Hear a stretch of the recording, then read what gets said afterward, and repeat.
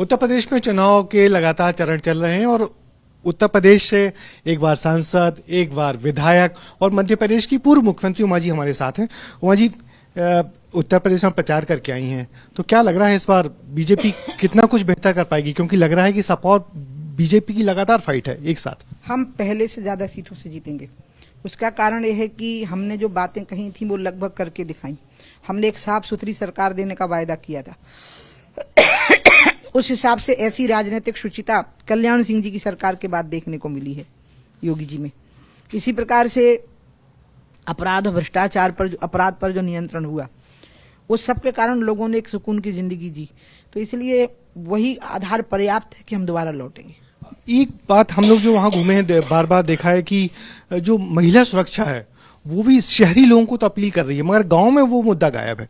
गांव में कुछ दूसरे मुद्दे आ रहे हैं, क्योंकि गांव में हर गांव में 2-3 समाजवादी पार्टी के एजेंट टाइप के होते थे।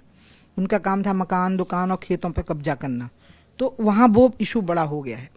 तो इसलिए गांव में भी कई जगह पर ये घटनाएं भी इशू बनी है, लेकिन ये जो कहे ना कब्जा करने वाले, ये इशू ज्यादा बड़े थे। एक मुद्दा और है जो आपके दिल के बड़े करीब भी है कि जो गौवंश जो छुट्टा घूम रहा है उस पर ही लोग बहुत परेशान हैं और लोग कह रहे हैं कि ये तो बीजेपी सरकार से उम्मीद नहीं थी। उसका कारण यह है कि गौ की जो रक्षा है ना, वो गौशालाओं से हो नहीं सकती।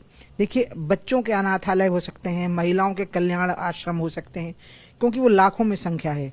गाय तो करोड़ों में ऐसी है जिसको किसान रख नहीं रहा है। तो आप करोड़ों गाय को पालने के लिए कैसे कोई गौशाला बना सकते हैं? तो वो तो किसान को ही तैयार करना पड़ेगा कि वो जो गाय रखेगा उसको गाय की व्यवस्था खुद करनी पड़ेगी। गौ पालन की ओर लोगों को ले जाना पड़ेगा, उसको 0 बजट खेती के साथ में जोड़ना पड़ेगा, तब गाय बचेगी। और इसी कारण से एक अच्छा इरादा होते हुए भी, चाहे शिवराज जी का हो, चाहे योगी जी का हो, हम सब गौ भक्त लोग हैं, राम भक्त लोग हैं। इसके बाद में भी जो हादसे हो रहे हैं वो इन्हीं कारणों से हो रहे हैं, जो मैंने आपको कारण बताए हैं। कि जब तक कि हम एक इस प्रक्रिया की ओर नहीं जाएंगे कि गौचर खाली करवाए जाएं, आई एम सॉरी, मुझे इसका जवाब लंबा देना पड़ सकता है, गौचर खाली करवाने पड़ेंगे जो कब्जे में आ गए हैं। तो दिन भर गाय जंगल में रहेगी। फिर दूसरा, ग्वाला की व्यवस्था वापस लानी पड़ेगी कि पूरी गायों को बाहर ले जाता था। किसान 24 घंटे घर में गाय को अफोर्ड नहीं कर पा रहा है और यही कारण बन रहे हैं कि गाय भटक रही है। अब गौचर खाली अगर नहीं हो सकते तो नए गौचरों का निर्माण करना पड़ेगा। और इसलिए डेवलपमेंट की पूरी प्रक्रिया का एक बहुत बड़ा हिस्सा है जो खेती और गौ पालन के साथ में जोड़ करके, और इसमें मोदी जी की एक्सपर्टी है। मुझे लगता है अंत में ये हो जाएगा, उनके ध्यान में ये बातें हैं। आपने मोदी जी की बात की, मगर जिस तरीके से चुनाव के पहले बीजेपी विकास और डेवलपमेंट की बात कर रही थी, मगर जैसे चुनाव बढ़ता जा रहा है तो बीजेपी लगातार ध्रुवीकरण की तरफ बढ़ती रही। प्रधानमंत्री जी ने आतंकवादी, साइकिल सब जोड़ के बात कर रहे हैं, तो इशारा दिख रहा है कि ध्रुवीकरण की तरफ बढ़ रहे हैं। चुनाव के समय पे क्या होता है कि विपक्ष के लोग भी जिस तरह की बातें बोलते हैं वो इतनी खराब बोलते हैं, दुख भी होता है कई बार। और दूसरा, हमारे जो प्रधानमंत्री जी हैं वो अपने आप को ऐसा बहुत सोफिस्टिकेटेड तो है नहीं, वो आप समझ गए ना, आम आदमी के वो हैं, प्रतिनिधि हैं वो। तो वो उसी भाषा में बोल रहे हैं क्योंकि वो उसी में से निकल के आए हैं। वो चाय बेच करके बना हुआ प्रधानमंत्री है, वो मुंह में सोने की चम्मच लेकर के पैदा हुआ प्रधानमंत्री नहीं है।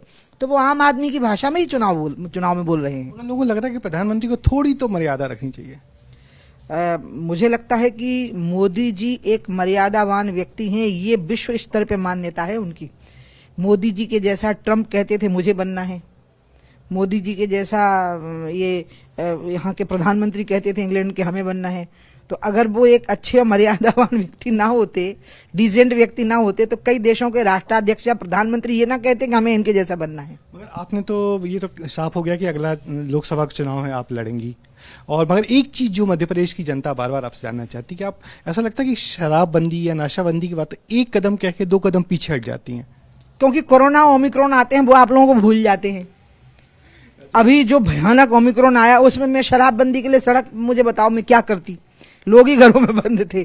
तो वो क्या है, मैंने कांग्रेस के लोगों का, मैं तो उनको कह भी रही हूँ मध्य प्रदेश वालों को कि तुम करो ना, हम नेता थोड़े ना हैं इस मामले में। मैं नेता नहीं हूं, मैं इस मामले में मेरी आस्था है, मैं नेतागिरी नहीं कर रही हूँ इसमें।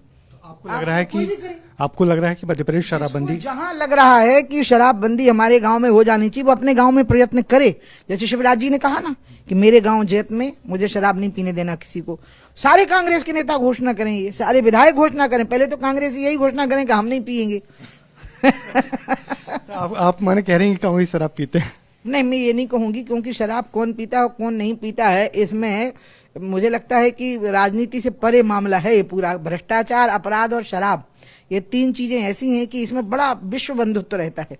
तो मतलब पूरी दुनिया एक रहती है इस मामले में। इसमें कुछ नहीं कह पाऊंगी, लेकिन मैं शराब बंदी करवा के रहूंगी मध्य प्रदेश में। क्या बात है।